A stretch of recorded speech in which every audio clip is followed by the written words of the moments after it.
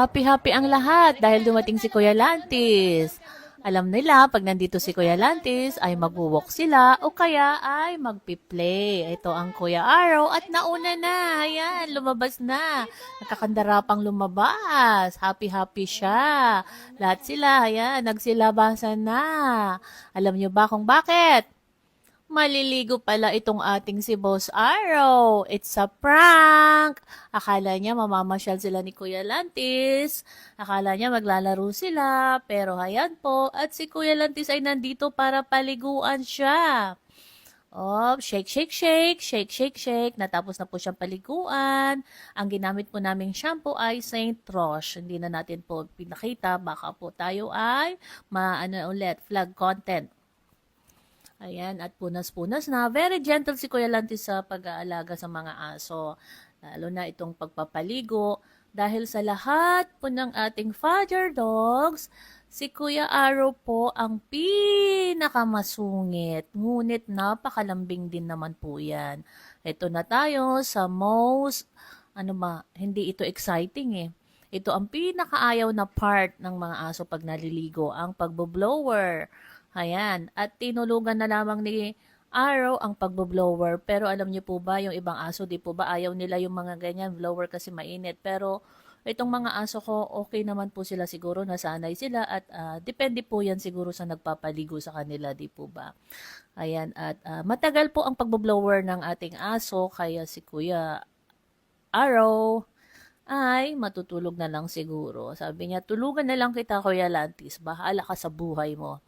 Pero si Arrow, ikaw ang mag-a-adjust kung anong posisyon na gusto niya. Ikaw ang mag-a-adjust. Dahil hindi kagaya ng ibang aso na nakatayo sila. Pero si Boss Arrow, basta nakahiga lang siya dyan. Ang sungit-sungit po niyan eh. Hindi na ho nakita sa video na sinusungitan niya dyan si Kuya Lantis. Lalo na po pag hinahawakan ang kanyang paa. Ayan. Ang nagpapaligo pong madalas kay Kuya Araw ay si Nanay Linda niya. Doon po sa isa naming bahay, sa Good Valley. Pero si Kuya Lantis po ang nagpapaligo ngayon. Ayan. Dahil sabi ko, request ng mga ibang followers, ng ating mga viewers, sana si Boss Araw naman po ipakita kung paano po paliguan. So, ito na po yung request ninyo. Ayan, at pinapaliguan ni Kuya Lantis ang ating pabida-bidang si Boss Arrow. Ang cute, diba? O, ganyan po ang ating Boss Arrow. Ikaw talaga mag-a-adjust. Kung nakahiga siya, nakahiga lang siya. O, kaya dapat po may tiyaga ang magpapaligo sa kanya dahil ayaw po niya nung pinipilit-pilit mo siya kung ano ang gagawin mo sa kanya. Unlike yung ibang mga aso po, madali po silang paliguan. Kaya pag sinabing itayo, itatayo po sila. Siya po sabi ko nga po ang mag-a-adjust ang magpapaligo. Ayan. Kaya, ang pagpapaligo po ng aso ay may katagalan. Kailangan mo talaga matiyaga ka, tapos may konting lambing din sa aso, may konting attachment ka din sa aso dahil yung iba po kasi, kaya ayaw po namin nagpapagroom minsan dahil yung iba, di ba, sa dami siguro ng ginugroom nila, medyo pagod na rin siguro sila, hindi yung masyadong nagugroom ang aso or minsan nasasaktan ang aso, pinipilit po nila kung ano po ang gusto nilang gawin sa aso, kung patatayuin o iboblower na lang basta-basta. Kaya ako po mas minabuti ko po na ang mga Fajar dogs ay dito na lamang po sa bahay papaliguan. Kung igugroom po sila ay siguro yung lilinisan lang yung mga tenga, kuko, mga ganun lang po. So, ang ating Boss Araw, tingnan nyo, maarte pa yan, oh. Inaarte-artehan pa niya ang Kuya Lantis niya, oh. Pero napaka-cute di po ba? Ayan, at pag nagpapaligo po tayo ng aso, marami talagang mga balahibo na lilipad-lipad. Kaya dito po kami sa may bandang garahe. Dati po sa may bandang harapan ng aking bahay. Hala, yung aking halaman po kasama na po sa pagtubo nila ang mga buhok ng aso. Kaya sabi ko, lumipat tayo ng area ng pagpapaligo. Kaya dito po kami ngayon sa garahe. Ayan, medyo bored na ang ating Boss Arrow. Nakita siguro ng pusa kaya biglang bumangon.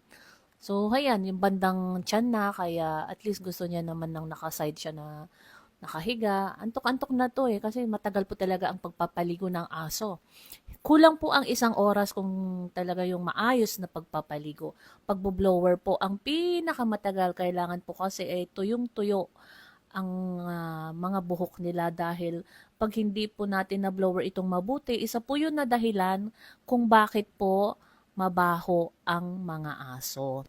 Kaya yung area po ng tiyan, yan po ang pinakamakapal at sa may bandang likod, leeg, ayan, dapat po i-blower po natin yan na mabuti. Sarap na ng tulog ng ating pabida-bidang boss araw. O, hindi na yan mapakali dahil ano naman po, nakakapagod din po ang ganyan. Nakakapagod sa nagpapaligo at sa pinapaliguan. Very stressful po yan eh. Pero parang okay-okay naman itong ating boss araw. Ayan, at napilitan na rin po siyang itayo. Ayan. Kasi ayaw po niyan tumayo eh. Pero kailangan po nating i-blower ang kanyang buhok sa may tiyan. Para hindi po ito yung mangangamoy. Ano? Ang gwapo-gwapo ng ating boss araw, di po ba? Ayan, oh. Kaya maraming nai-inlove dito sa ating pabida-bidang boss araw eh. Ako din eh. Aside from Kuya Bruce, ayan, love na love ko din ito kahit madalas kaming nagsusungitan. Pero lambing-lambing lang naman po yun, ano. Ayan, at maayos siya diyan, hindi siya nagsusungit. Kanina kasi nahawakan ni Kuya Lantis ang kanyang paa. Ayaw po niya, ayaw niyang magpahawak. Ayan, at medyo okay naman na siya. Kasi si Boss Arrow po yung aso na pagsasabihin mo naman kung ano ang gusto mo, sabihin mo ng maayos, sumusunod naman po ito. Gaya ng papaawo, pag may pupunta, nagpapaalam ng maayos, okay naman po sa kanya. Nakakaintindi po isa po yung katangian ni Boss Arrow madali din naman kausap, nakakaintindi. Wag lang yung umalis si Papa Awo, hindi nagpaalam, riot po talaga ang mangyayari pagdating ng ating Papa Awo. Ayan, at tinataas-taas na rin niya ang kanyang paa kanina po kasi ayaw niya talaga. Ayaw niyang hinahawakan ng kanyang paa. So, ayan ang ating Boss Arrow at ang kanyang pagpapaligo. Ito na po ang request ninyo, ating mga minamahal na followers and viewers. Ay, sana po ay enjoy ninyo ang pagpapaligo sa ating makulit na si Boss Arrow. Ayan, natapos na. O, di po ba? Gwapo-gwapo na. Ang bango-bango na po niyan, yung kanyang shampoo po. Ayan. Thank you siya siguro kay Kuya Lantis, kaya sinishake hands niya. Kanyang shampoo po ay Saint Roche. Kahit ilang araw po, mabango pa rin po ang ating mga aso. Uuwi na yan. Diretso kwarto na yan. Pero wait, ano ba? Iihi pa siguro. Favorite po niyan kasi ihian yung mga sasakyan ng papa niya. Parang minamark po niya. Ewan ko ba? So, ayan po, papasok na po sa kwarto ang ating makulit na si Boss Arrow. Salamat po sa inyong panunood. Sana po ay nag-enjoy kayo. Ito po yung request niyo, ang pagpapaligo po kay Boss Arrow. O ano na naman yan? Kinakamot-kamot yan na naman. So, yan lamang po. Thank you for watching.